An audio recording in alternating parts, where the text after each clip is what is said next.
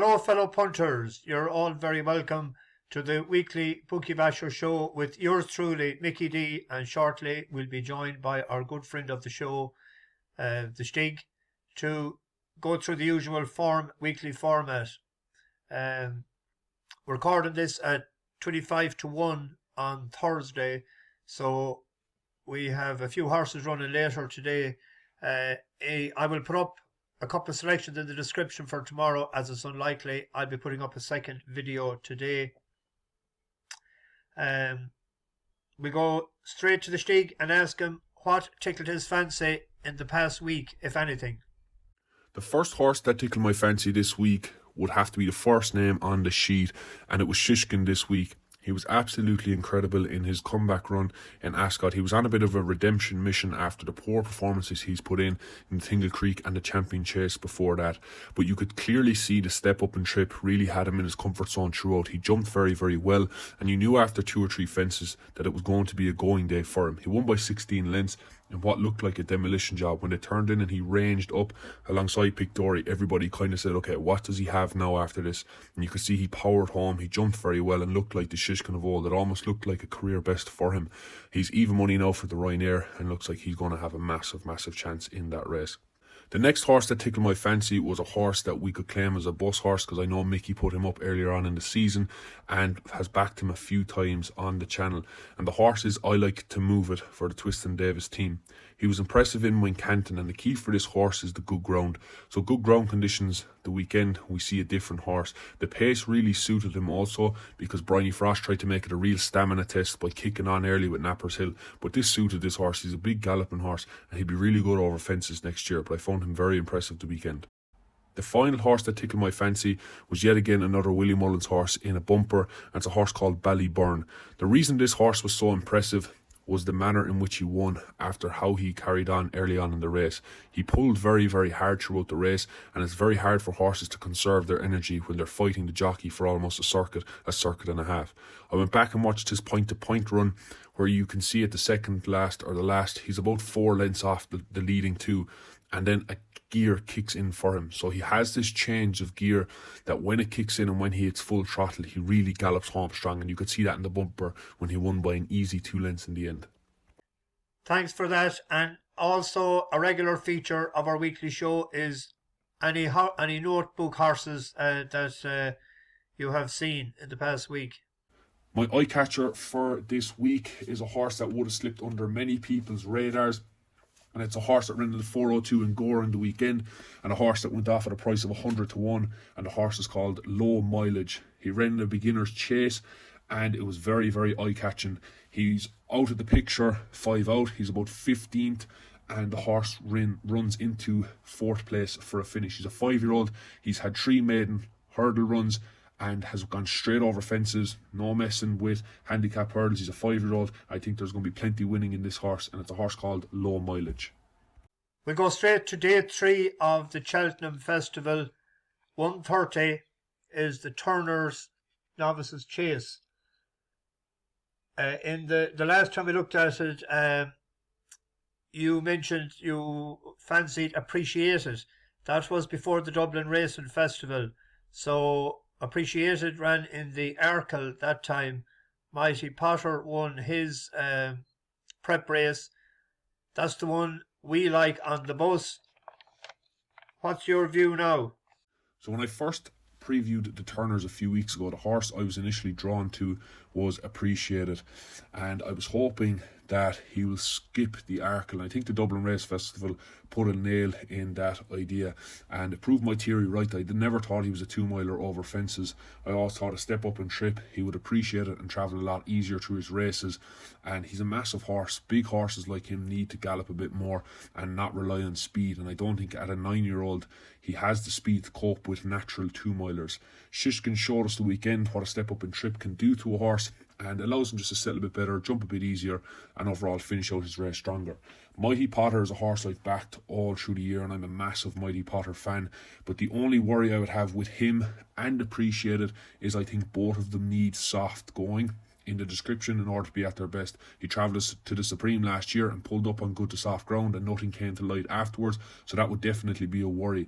The horse that I would definitely give a mention to as an each way chance if the ground came up good to soft, is Banbridge, and he'd be a horse that I'd be going for if there was no soft in the description. I think he finished out his race very well in the Irish Arc and got a bit outpaced, but stayed on very well, and he does have good form on good ground and on good to soft. The third race on the third day is the Ryanair. Allaho won of the last 2 years, and Willie Mullins has won 5 of the last 7. Allaho, since we spoke last, has been ruled out with an internal abdominal bleed, and Shishkin has powered back to the top of the market after a pulsating victory last weekend. Now, what is your view? The next race is the Ryanair. When I initially looked at this race, I was all over Allaho, but as we have seen in the recent weeks, he is out, and he has robbed us of an unbelievable clash. Probably would have been the race of the festival between Allaho and Shishkin. Shishkin obviously put up a massive performance the weekend and was one of the most eye-catching performances of the season.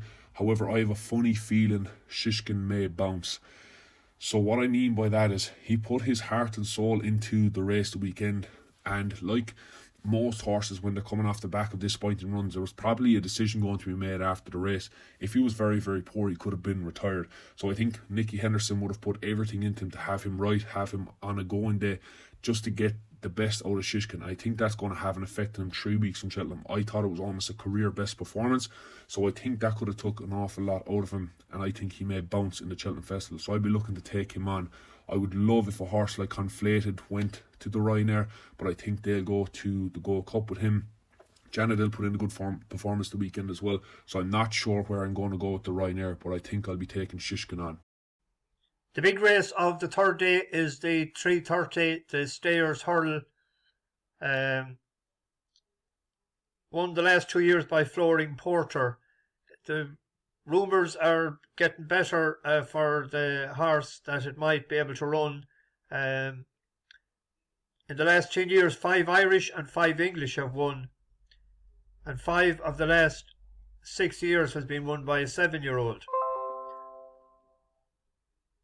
You were sweet on Blazing Cal the last time, and it duly obliged the last day to strengthen your view, I would imagine, on that.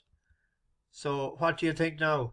Moving on to the Stayers Hurdle, one of my favourite horses in training, Blazing Cal, was so impressive in the Boyne Hurdle after 400 plus days off the track.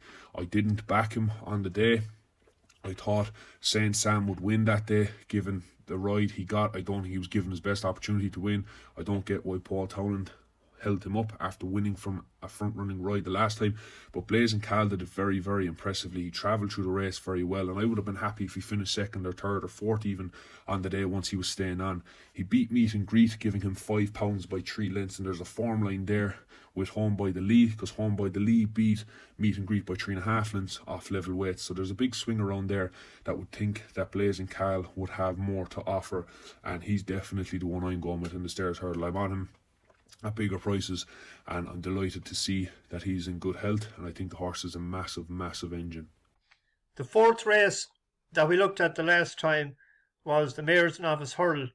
5 of the 6 winners of this contest has been won by Willie Mullins. Tell Me Something Girl won it last year. Lucia was favourite the last time. It's still favourite because it won very impressively since. And Ashrow Diamond won as well the last time. I know that you have put up Ashrow Diamond as a bet for the meeting. You're sweet on it. So do you read it right now? Moving on to the Mayor's Novice, the horse that I'm going to stick with is Ashrow Diamond. I've made several arguments for her throughout the year. I think she's kept in very good company all year, and what she has done is a lot more impressive. Even when finishing third to the likes of Facile Vega is more impressive than what Lucia did the weekend, beating horses like Lallygag and Palace Boy by however many lengths she did. She knocked hurdles flat. Granted, she has a massive engine, and she was impressive in the manner she did it, but she's going to have a lot more on her plate come Cheltenham, and the two of them both have to carry penalties now, as Lucia won a listed race, so she'll be carrying a penalty as well. But I think it's between the two, and I would also give a mention to Magical Zoe, who won in Down Royal at the start of the season for Henry de Bromwich. I think she's a dark horse in the race. Thanks for that, Stig. And the three other races, we'll have a quick look at them on that third day. The 2:10 is the Pertemps handicap hurl over 3 miles. At the top of the market there, we actually have two bus horses. We were on Shoot First when it was a strong fancy of mine at 8 or 9 to 1 when it ran in Galway, and there was a huge punt on it, but it just didn't work out for Philip Burns, and the horse that to finish second with a 4 to 1 second favourite. Then it was out for the run in Listowel, and it won very impressive, I thought, in Cheltenham the last day. It went up £7 for that. That was probably a good move that Charles Burns by going over there, because it's gone up to £7 for that, so it'll remain at that mark, won't it, now for the final of that. Whereas Percival Le Gallois, who we tipped up and won on in Leopardstown, that went up £10 for its win in Ireland, and the English handicapper will have to have a say as well after that. That had been previously fourth to Maxim, but the handbrake was on, and Maxim went up £18 for that. So it'd be interesting to see what is your view on that right now. Moving on to the Pertemps, the horse that I have sided within the Pertemps is Maxim. Now, I know it's coming off a bad run in Leopardstown, but I didn't think Keane Quirk gave it the best of rides that day. It was caught in the pocket, almost 8 or 9 deep, and I know that's the way the horse likes to be ridden, but it's usually the likes of a Davy Russell on the horse that's steering it, and I think he got a bit swallowed up and went backwards, and once they knew the chance was gone, they didn't really go for everything. Gordon knows what it takes to win the Pertemps. He's won it several times throughout the last couple of years. This horse was going to run in the Bartlett. Well, it wasn't going to run, but was a choice to run in the Bartlett. There was a decision to be made, and that's a grade 1. So it could be a graded horse in the handicap here. And Gordon is still very sweet on Maxim, and I'm willing to put a line through its last run and take a chance with him in the Pertemps. And 7 to 1 now, I think, is a good price. It was around 3 to 1, 7 to 2. It's gone out to 7, so that's a good each way price. The fifth race on day 3 is the Plate Handicap. 2 miles 4 and 127 yards. Cool Cody won it last year at 22 to 1. Only 3 favourites in the last 10 years. 5 to 1, 100 to 30, and 9 to 4 a couple of years ago when the Shunter won it. The UK have won 6 of the last 10. Ireland have won 4. We have a bus horse up close to the top of the market there. We have El Ridotto. We won on that the last times. We also have Hollow Games there, I see. Have you any opinion on that, Stig? The horse that I'm going for in the Plate is a horse that I put up a couple of weeks ago or last week for the Grand Annual, but it's not entered. So the horse that I'm going with is a horse called So Scottish. It's since been bought by JP McManus. It currently has a mark of 138, and this horse has the exact same profile as a horse that won it a few years ago for the same connections, the Shunter. So both of these horses had similar preps. So the Shunter had been running over 2 miles, 2 mile 1. He won in Kelso before going on to win in Cheltenham.